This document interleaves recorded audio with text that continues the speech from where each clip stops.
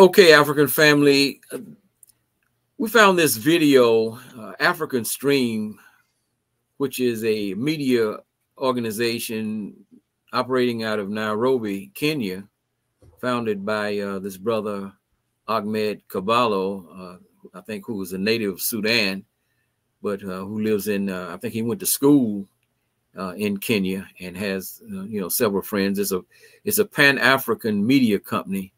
And I found it to be one of the most valuable sources of conscious information that's currently being produced in the entire African world. I mean, these guys really, put forth an effort to bring cutting edge information, interviews with a number of African-centered, Pan-African personalities and activists, scholars, etc.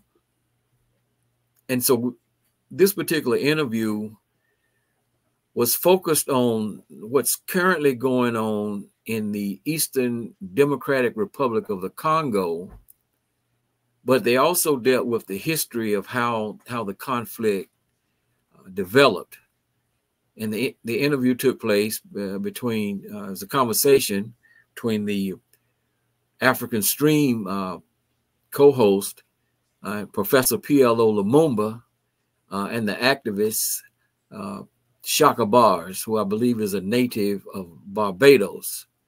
And it's a very long interview, so we just wanted to play a few clips from some comments by Chakabars that we think are extremely relevant to what's going on in the world today. Of course, I think many of our listeners know that this is the unfortunate 30th anniversary of the ethnocide that took place in Rwanda between April of 1994 and July of 1994, resulting in the deaths of approximately 800,000 Africans, primarily of the Hutu ethnic group, but also some members of the Tutsi ethnic group. One of the great tragedies that's taken place in the African world over the past 30, 40 years, took place in Rwanda in 1994 and 1995. So we wanted to play a few clips from the commentary by Chakabars and then add our, express our feelings about what he was saying. When you're there engaging with the local people, what do they see as the solution to all of this? That's a multifaceted because if you're Bakongo, Kikongo, or you're depends on which side of the fence is benefiting from which problem or which issue. If you're in a part of the land that has a lot of wood, then you're going to want to benefit from, and your ethnic group has controlled the forest, like the Twa people, then you're going to want to benefit from the charcoal that's being chopped down and being produced from there. If you are in a place like Kolwezi, where this massive Chinese mining operation has been going on for how long, then you're going to want to benefit from those minerals there. If you are around this Virunga National Park now, where all the tourists are coming for the animals, then you're going to want to benefit from that and what is going on there. People, generally speaking, have seen so much war in Congo for so long that war has become the norm. It's the normality for them. I was making a video a few months ago with the kids, just put my forward-facing camera down, and they were dancing and doing stuff in front of the camera, and a rocket went off behind us and blew up, and they all laughed. And these are 4-year-olds, 5-year-olds, because they grew up. Not even they grew up. When they were in the womb, their parents were fleeing these rockets. So now there is such a lack of what is normal anymore, and so many of the elders have died off, that now this younger generation, if you look at Congo population, 70% of the population is under the age of 30, and 50% of the population is under the age of 16. So if you're under the age of 30 and 70% of the population is this, and the war has been going on for 25 years, then all you're going to know is war, right? And if you are, Congo is, if you stuck Congo in California, it would reach Texas. It's the size of Western Europe. It's a huge, huge place. For people to try and govern somewhere that is so far away from Kinshasa doesn't make sense anyway, unless they do what Nigeria did, with Abuja, and move the capital to somewhere closer or somewhere more central, so that they can have more of a reach out to the rest of Congo. I think, not even I think, from what I've heard and what the general rhetoric is and the general feeling of all people there, they want peace. And most of the population of Congo is women and children, right? Women and children are not creating war.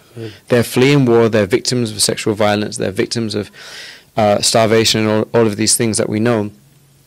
This whole tribalism, feudalism that the colonizer has been using since the Congo Conference in 1885, 1884, has been, give this ethnic group some weapons, give this ethnic group some money, give this ethnic group, make them a protector of this land, and then watch them fight and we steal under the darkness of night. How is it that this East African airspace is one of the most busiest airspaces in the world, when they have one of the smallest commercial air traffic, and they're selling the least tickets, right? You've got 2-3 airlines that go there, but then you've got 1 million helicopters and planes owned by foreign multinationals that are moving stuff out of there. I think the African Union is not the OAU. And I think the vision that Kwame Nkrumah had, and I am very good friends, I consider her an auntie, with Samia Nkrumah, who is the daughter of Kwame Nkrumah. And we had a conversation when I was in Ghana a few months ago. The vision of her father is not being carried out. The vision of her father was ahead of its time by 100 years, right? Because when you have the Casablanca group and you have the Monrovia group and you have this division of post-colonial Africa, which has created this neo-colonial Africa and this neo-colonial context, where you have the IMF, the World Bank, and if you're a Pan-African, and if you are somebody who wants to promote the future of Africa, but you're not speaking about the IMF, you're not speaking about the World Bank, you're not speaking about the fact that 23% of the funding of the UN comes from the USA, and then the African Union is controlled by the UN, then you're not really and you're not speaking about what happened with Obama and Afrikan, and you're not speaking about basically these systems of neocolonialism, then you're not a Pan-African. What you are is somebody who is a political opportunist, who wants to fulfill their own pocket by seeming to speak about things without providing solutions. The people, the solution that they want is peace. To your point, as you were saying about having a all-Congo conference, and the champion that needs to be found from that, I think we have the champion. I think Traoré is the champion right now. I think Traoré, I think Niger, I think Burkina Faso, and I think Mali, and their Sahel Confederacy that they're making. That I think that they should be the ones that preside, because I was in Ethiopia at the AU summit, and is it a coincidence that the people who have most recently liberated themselves of colonizers are not involved in the African Union conference? Who does the African Union work for? What is really going on there? Where I'm sitting in Addis Ababa, and I'm like, hang on, so these revolutionaries who in Niger, where they kick out the head of the French army, they kick out the French ambassador, and this uranium that provides 25% of all of the uranium for France's nuclear power plants was at 80 cents per kilo, and now it's at $300 per kilo. We can see exactly what is happening. So these same people, these same amazing revolutionaries right now, because we know that they killed President of Tanzania. We know they killed Magufuli because Magufuli was a PhD in chemistry, and he made them test the papaya and the rabbit and those things, and they said, all right, we're going to fire the National Health Institute because we know that they are liars. And he was saying, well, I'm going to stay here in Tanzania, I'm going to stay here in Africa, I'm not leaving, where the rest of the African presidents are running around begging for the crumbs of Europeans, and at the same time the Europeans are getting all the food from Africa. So it doesn't make sense. And I think I'll conclude with this, because the Congolese has been likened to Wakanda, and this idea of Afrofuturism, which is still possible in Congo. And the Congolese people just want peace, and I think we need to stop the bleeding before we work out solutions. But at the same time, I think you also need to address the fact that before the colonizers were in Africa, and this is one of my mentors, Dr. Africa, said this.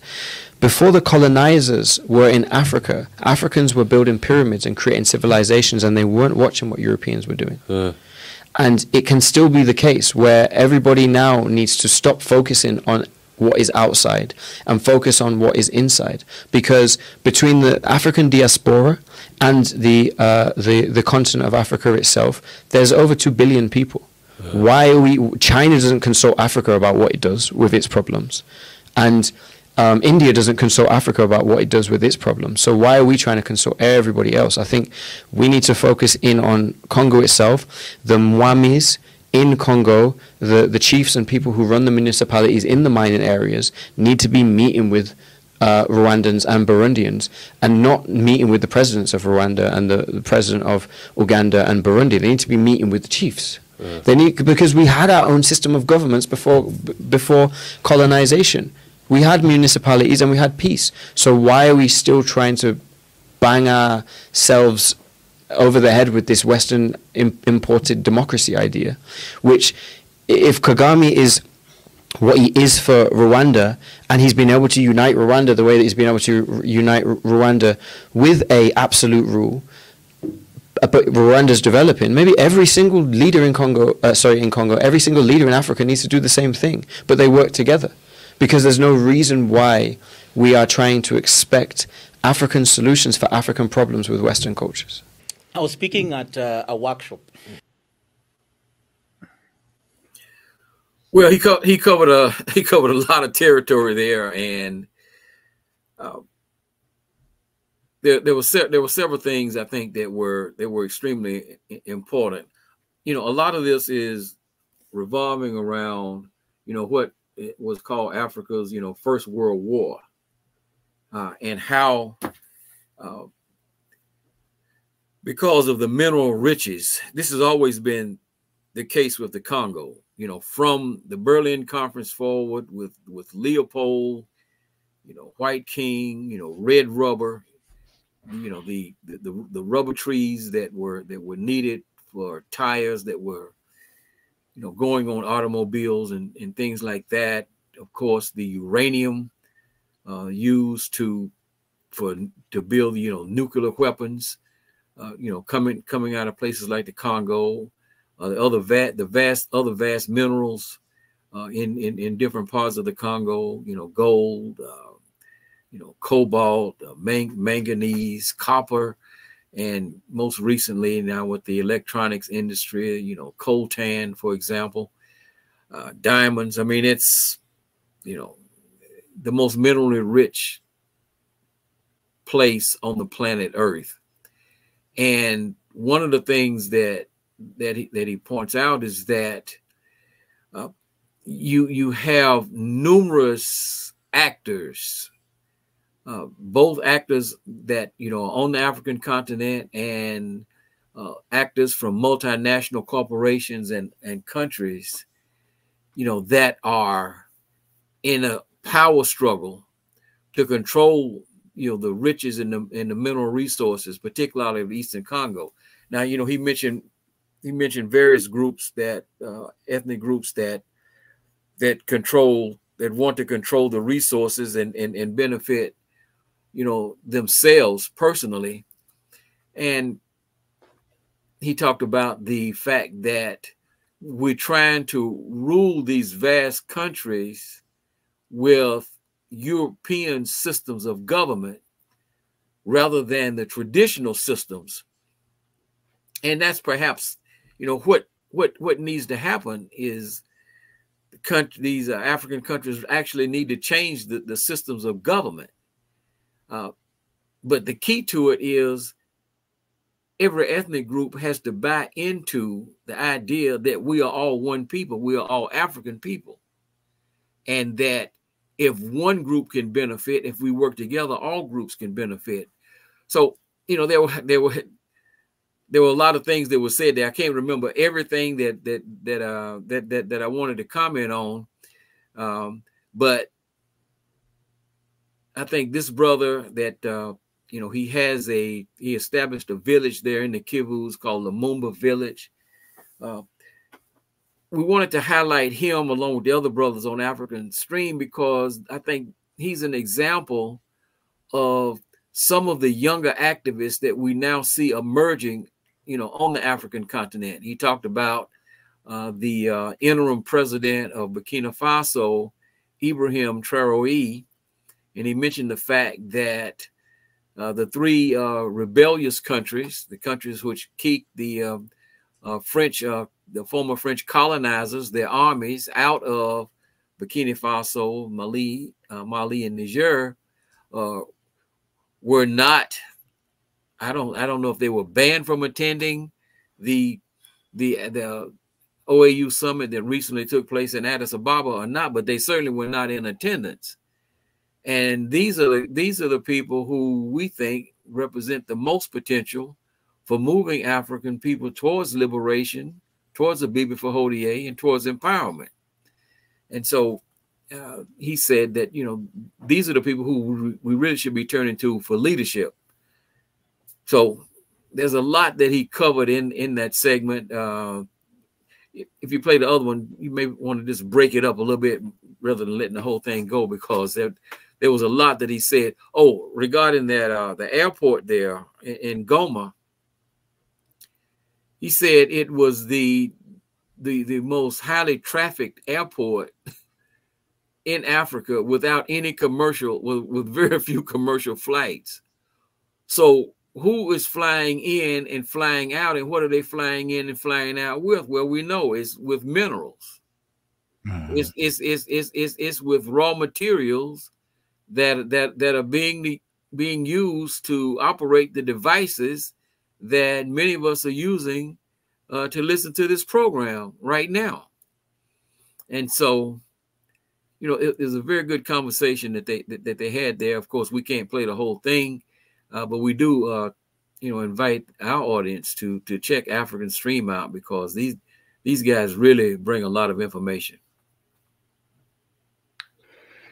Yeah, I think when you talk about solutions, I think that one of the things that I've always said is, and this is why I'm glad he mentioned Traoré in the way that he did in Niger and Mali, because I've always said you have to establish a military on the African continent that can handle, not just only handle African issues, but act as a security for other African countries who are trying to liberate themselves from neocolonialism, because we know the type of attacks that come from Western adversaries to try to stop that from happening. We've seen the assassinations and the coups take place. And I think that what often happens is we get what we think to be good leadership in place. And one of the mistakes that's often made is there's a lot of talk and a lot of economic moves that are made, but there's not enough military moves being made to show that you have enough power to keep those enemies at bay.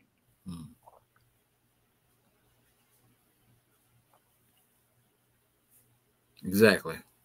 exactly. Yes. So solutions, practical solutions, which require, you know, not just the idea. He mentioned the Asajia for Kwame Nkrumah, and his idea of Africa must unite. And he also mentioned the formations they had in place before the OAU was founded in 1963. Kwame Nkrumah, Sekou Touré, and some others were part of a more Pan-African centered or revolutionary centered organization called the Casablanca Group, and the neo-colonialists were part of an organization called the Monrovia Group. And the African continent may have been better off continuing with those types of formations rather than moving into what became the African Union today, the OAU, because what happened is once Kwame Nkrumah and those merged, the Pan-Africanists merged into the OAU with all of the neo-colonial leaders. Nkrumah thought that his Pan-African ideas would sweep across the continent and become the dominant idea, but they were undermined by the power of the tribes of the North Atlantic, who systematically began to one by one remove these leaders that would not sell out. Guys like Patrice Lumumba, who would not sell out, and replace them with people who they bought off and could control, like Joseph Mobutu, who they had been grooming for years, even before you know, he actually got close to Lumumba and worked with him. And then after Lumumba was removed from power and assassinated, Mobutu put forth an effort to seize power himself, and eventually in 1965 he was able to do that. So I think it's very important that we understand the process by which this whole neo-colonial operation, you know, came into being. It was largely the result of the tribes of the North Atlantic and their organizations like the Central Intelligence Organization, you know, MI6, MI5, whichever one of those is the British version of the CIA, French intelligence, and all of the other intelligence agencies that work together to overthrow progressive leaders, you know, like Modibo Keita of Mali, for example. Kwame Nkrumah was overthrown in 1966, and you know, it continued on through you know, the overthrow and assassination of Thomas Sankara in 1987. So this has been the struggle, and African people have to be able to defend progressive leaders like President Traoré of Burkina Faso, because our enemies never stop working to take us out of our development. When the Italians tried to invade Ethiopia, we saw all these Africans in America applying to go fight to defeat Mussolini. Is it possible that Africans from all over, that it's up to us to unite and have some sort of mission in the Congo, some sort of, you know, support for what you're doing, some sort of fact-finding mission, someone that we can rely on, that doesn't have skin in the game? Yeah, they're not bound to any nation state within the continent, but they're bound to the Pan-African mission. Is that possible, or a pipe dream? The last person who tried to do that and then was assassinated was Malcolm X with the Organization of Afro-American Unity. And the reason being is because he was going to hold the U.S. government accountable at the UN. for crimes of humanity committed against black people in North America. I think now with what we have online, we have immediate communication without deliberation and without interception necessarily. Or if it is intercepted, it's intercepted after I've sent you the message. I can start a movement on Twitter or whatever, start a hashtag, and it could be going within 20, 30 minutes, and no intelligence service would have ever known that that was going to happen. So we have a lot of communication now, but as you said, it's about football, right? We have a lot of communication, but it's about going to Ghana to go and party. And I go to Ghana to go and party, right? It shouldn't be illegal to do, but I was raised Rasta, and Rastafari, because I was born in Barbados and my family's from Barbados and Jamaica, Rastafari's greatest influence for Pan-Africanism was Marcus Garvey. Marcus Garvey was doing what we're speaking about doing without social media over 100 years ago. The Royal Albert Hall, at the time it was called the Royal Festival Hall, he had sold out for Pan-African conferences. This place is huge. He had sold out for Pan-African conferences, and then before that, Paul Kofi had a shipping line, and he was moving people back to Africa, and he was moving goods from Africa to its diaspora. If you look at the development of China between 1950 and 1970, the Chinese diaspora sent 25 billion home from the businesses that it went out and created. Between 1970 and 1990, the development that got China to where it is now cost 52 or 53 billion. So half of its development was given by its diaspora. So if we have a diaspora, but the diaspora are not united, and one of the biggest problems of the diaspora not uniting, apart from the legacy of colonialism, the legacy of slavery and all those things we know, is the language barrier. And things need to be translated across all languages, because if we are as wise as we say we are, we need to start to technologize this indigenous wisdom that we have, and stop making it so that it's like, if you want to go and learn that language, you have to go and speak to that old man who's in that village under that tree over there, right? You have to start to make things accessible online immediately, because kids all have iPads, but what are they learning? And I think what I would say to the diaspora is, why is the diaspora, let alone a united diasporan government, because one of the problems that Nigeria has, for instance, when they want to go and speak to African Americans, is who are they going to speak to? Are they going to speak to the Nation of Islam? Are they going to speak to the Congressional Black Caucus? Are they going to speak to the Hebrew Israelites? Who are they speaking to, right? Because blacks in North America are not united. When they are going to go and speak to these large diasporas, for instance, in Brazil, a white president in Brazil doesn't care about a black population in Africa uniting and then doing trade with black Brazilians. So within the countries themselves, there needs to be an organization, an overarching umbrella organization in every country. And then above that, there needs to be, I believe, the Organization of Afro-American Unity was a great idea, because that would create an institution for these conversations, these businesses, these trade relationships to be able to happen. If there is not that level of organization, if we can't even organize enough together to build a school and a university that is about Pan-Africanism. I mentioned Samia Nkrumah before. They don't even have the Kwame Nkrumah Pan-African Center in Ghana. In Ghana, where Ghana is developing at such a high rate that it's the most peaceful country in Africa, it's the fastest developing country in Africa after Ethiopia, I think, or next to Ethiopia and Rwanda, and they don't even have a Pan-African Center there. I think the idea of Pan-Africanism actually is an idea that has been born not out of Africa, but out of the African diaspora itself. Because the Caribbean people who are displaced but know that they're African, the Congolese in Jamaica, the Akan, Ashanti in Jamaica, the Yoruba in Cuba and in Haiti, all know that they need to be in Africa, but it was hard for them to get back there.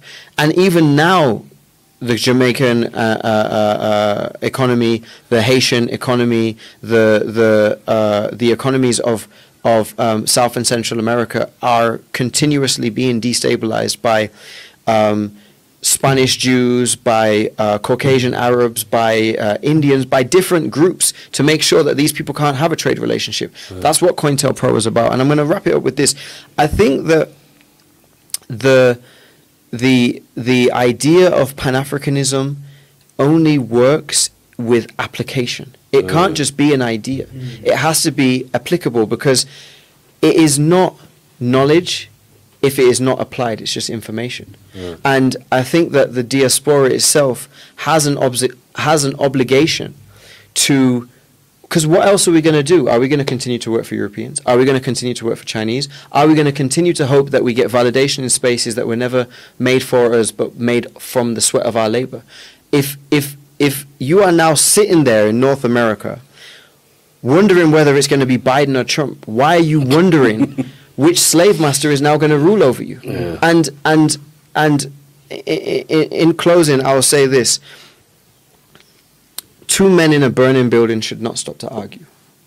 And I think that we're long past the time of arguing. And anytime anybody says to me, Nigerian jollof or Ghanaian jollof, I'm like, well, shall we speak about Senegal and the fact that jollof means wolof and that's their language? Yeah. Who cares? Because it's Chinese rice that we're using. Absolutely. You know? Perfect. I know how to deal with it. I tell them they are different. When we use Ghanaian, says it's the Ghanaian. Right. So I think that's a perfect way to end jollof rice. I tell them I don't eat rice.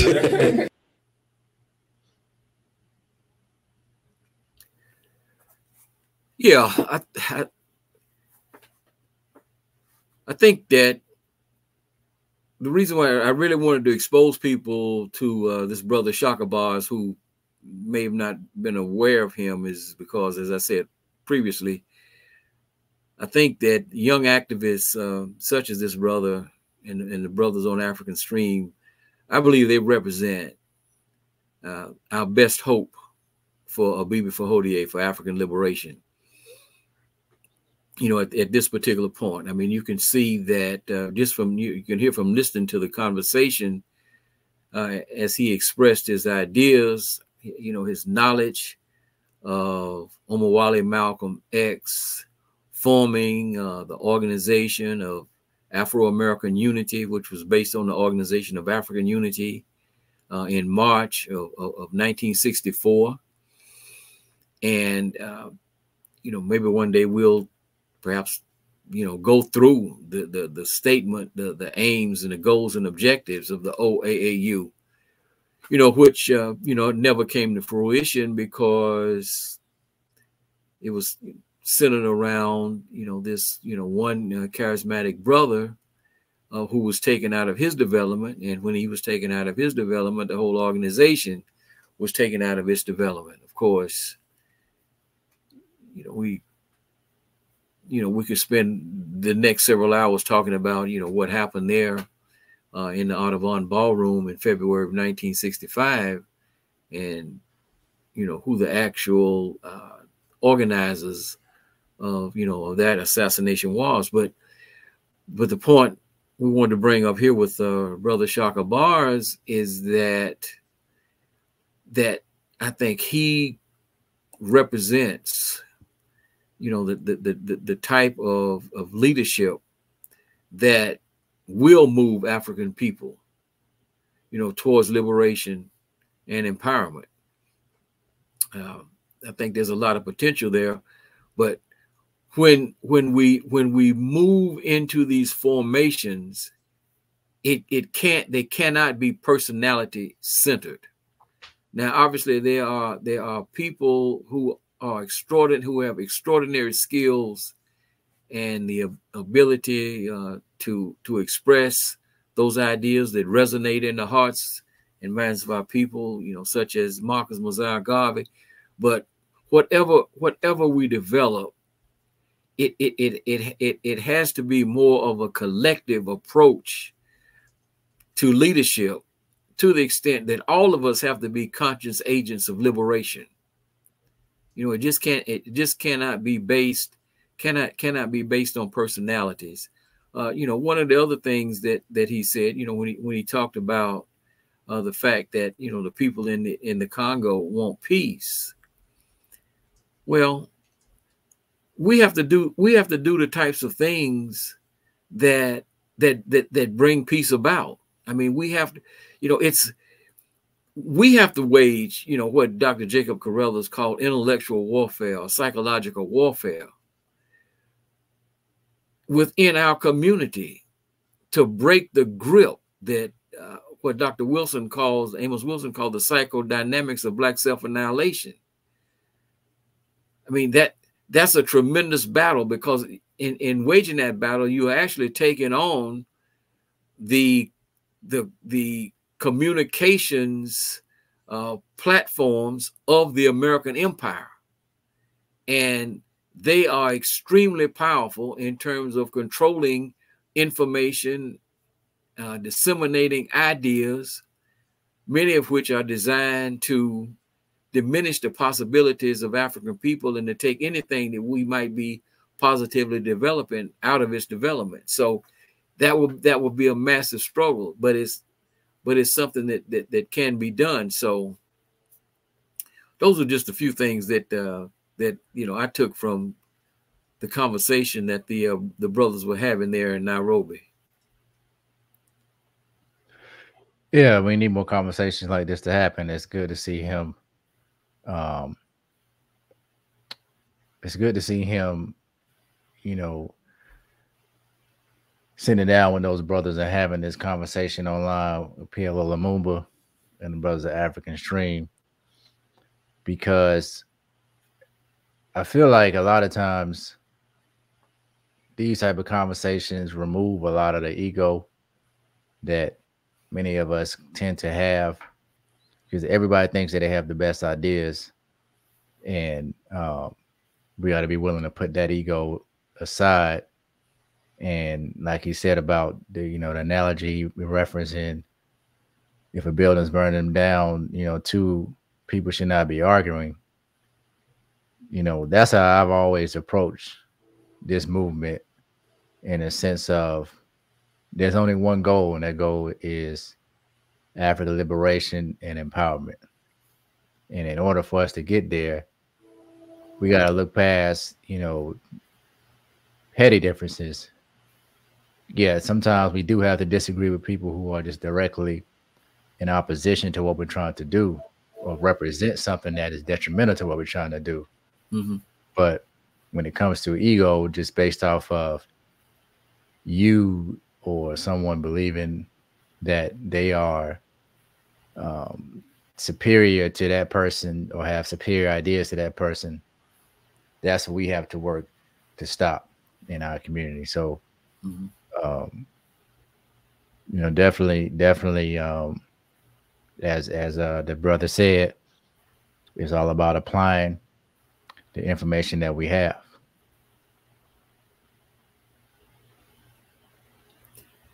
Very definitely, very definitely. And the other thing that we have to overcome is, particularly on the African continent, this allegiance to ethnicity over nationality. See, those of us, in the diaspora, who had an ancestor who was captured and forced into chattel slavery, we were forced aboard these slave ships, the slave ship Jesus, the slave ship John the Baptist, the slave ship Mary, the slave ship Young St. Paul, the slave ship Cleopatra. We were forced aboard those slave ships as, Yorubas, Ashanti, Mandinka, Fulani, Bakongo, Hausa, Fanti, Wolof, et cetera, et cetera, et cetera. But we were the terror, the daily terror of chattel slavery forced us to become one people. And to a certain extent, we were able to accomplish things in terms of struggling against chattel slavery and American apartheid, because we didn't have those ethnic divisions that people like Kwame Nkrumah and Sekou Touré had to battle against. And so what needs to take place, because quite frankly, the liberation and empowerment of African people depends on the liberation and empowerment, first and foremost, of the African continent. And these ethnic tensions, which are exacerbated by the tribes of the North Atlantic, by the imperial powers, which, were, started in many ways during chattel slavery, when certain ethnic groups were given weapons to go out and assist the Europeans in capturing others. But we have seen some of the, we began the show by talking about the ethnocide in Rwanda, which was primarily ethnic based, but with no doubt global players involved in the process, right? The fact that the Clinton administration, Susan Rice and others, sit back and said, let these Africans, let as many of them as possible kill one another, because it's going to work out for us, because, we trained Paul Kagame at Fort Leavenworth, and he's ultimately going to work in our interest. Okay. So, we see, the conflict right now in Ethiopia is primarily ethnic based, with the Oromo Liberation Front and the various militias in the Amhara region, which are fighting against the Ethiopian national government. So these are things that we have to be willing to submerge, not, eliminate or give up the pride that you have, the history that you have, because, of a particular ethnic association, but understanding that the greatest allegiance has to be, to the entire African people, not just one little segment of the African people. So that was a very important point, I think, that that he was driving at, that Brother Chakabars was driving at, in terms of, how we need to move forward in the future. Brothers and sisters, leave your comments down in the comment section. Again, subscribe, like this video, give it a thumbs up, and make sure that you hit the notification bell so that you'll receive updates each time we upload a new video. Until next time, be before Hodier, African liberation. Be before Hodier.